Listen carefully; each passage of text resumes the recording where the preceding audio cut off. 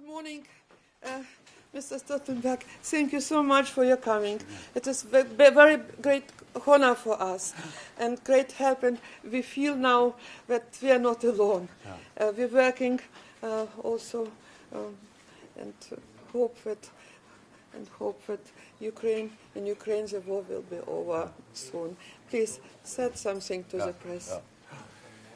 Thank you so much, Alexandra, Hildebrandt. It's really a great pleasure and honor, maybe I should say, for me to be here with you. And thank you for showing me around in this museum.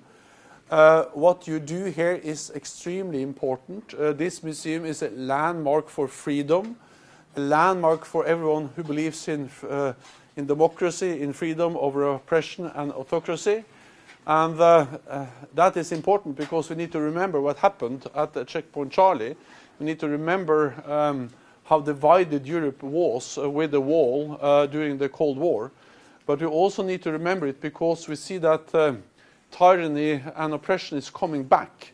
We see that in Ukraine with the brutal war of aggression by President Putin, and therefore it is the same message that this museum has conveyed for decades that the NATO is now conveying when we are supporting Ukraine in the right to defend their sovereignty, their territorial integrity, but not least the freedom and the democracy of the Ukrainians.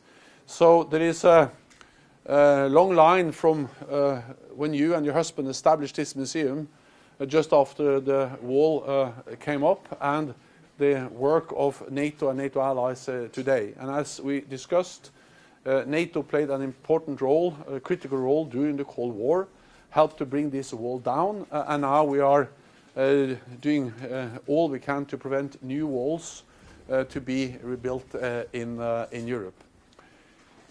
This is my first visit to this museum. And I'm really grateful for you inviting me and for showing me around. But this is not my first time at Checkpoint Charlie, because as a quite young boy or man, I went with my father and my sister to Berlin in the summer of 1972. And then we crossed from West Berlin into East Berlin, and we crossed here at Checkpoint Charlie.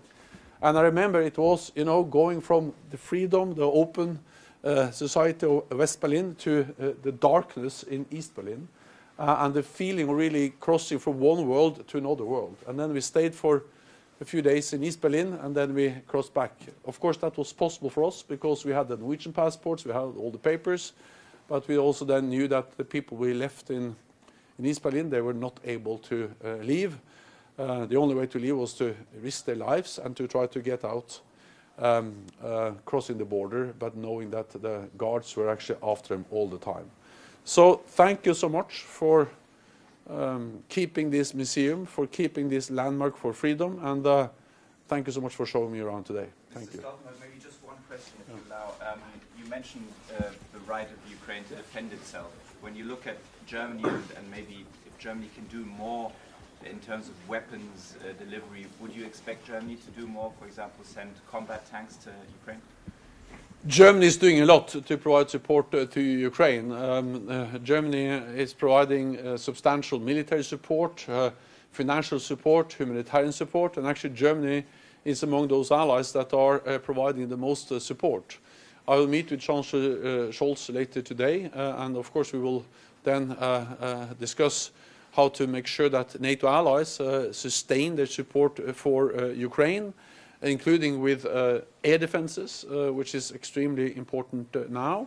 But I would like to commend Germany for the support to Ukraine, but also for the fact that Germany has stepped up its efforts in defending NATO territory and NATO allies. The Zeitenwende, the 100 billion extra for defense, is a very clear and strong message from Chancellor Scholz from Germany. And we need that because NATO is now stepping up, increasing our presence, especially in the eastern part of the alliance, to prevent escalation of the war beyond Ukraine and to make sure that all allies are safe in a more dangerous world. Thank you very much. Yeah. Thank you. Oh, One okay, question, okay. sorry. I didn't listen. In 61, Western Allies and the Soviet army were on the brink of a direct confrontation here just around the corner. What do you think? Is there a similar risk possible now? We don't see any indications of any imminent direct military threat against any NATO ally. And that's because we have a NATO sending a very clear message of that we are ready, we are present, and we are ready to defend every inch of NATO territory.